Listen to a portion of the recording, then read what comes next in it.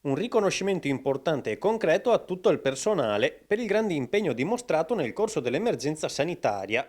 È quanto ha stabilito la proprietà della casa di cura Rizzola di San Donà di Piave, decidendo di elargire un premio di produttività a ciascuno dei 230 dipendenti. È stato un periodo difficile, come per tutti quanti, però il personale si è sempre messo a disposizione e quindi abbiamo ritenuto doveroso ringraziarlo. Noi abbiamo 230 dipendenti a cui abbiamo garantito a tutti quanti il premio di 300 euro lorde e in più abbiamo deciso di dare un piccolo premio aggiuntivo in segno di riconoscimento ulteriore a chi proprio ha lavorato nel reparto Covid. Un riconoscimento quindi che sottolinea l'importante lavoro svolto dal personale in questo anno drammatico, ma anche la grande disponibilità della proprietà ad aver garantito anche per il 2020 un premio a tutti i lavoratori. Da parte del personale infermieristico e sociosanitario è stata sicuramente una cosa molto apprezzata perché questa è stata una delle poche strutture a voler elargire questo riconoscimento. C'è stata anche tanta riconoscenza da parte della comunità del lavoro che il nostro personale medico ha fatto e ha svolto nei confronti di questi pazienti che avevano questa necessità assistenziale. Un grande sforzo, quello della casa di cura Rizzola, che non ha mai fatto mancare il proprio supporto di struttura privata anche alla sanità pubblica.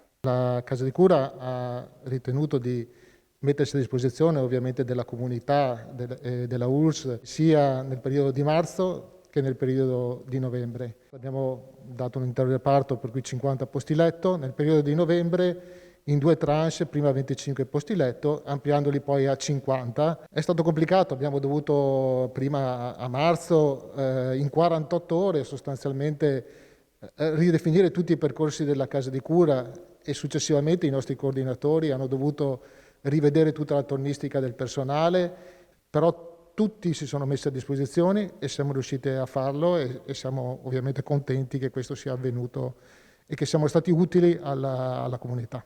E il premio corrisposto al personale non è poi l'unico primato positivo a riguardare la Rizzola. Altro segnale importante, infatti, che sottolinea lo sforzo profuso, è quello dell'aver subito applicato la parte normativa del contratto di sanità privata di recente sottoscritto.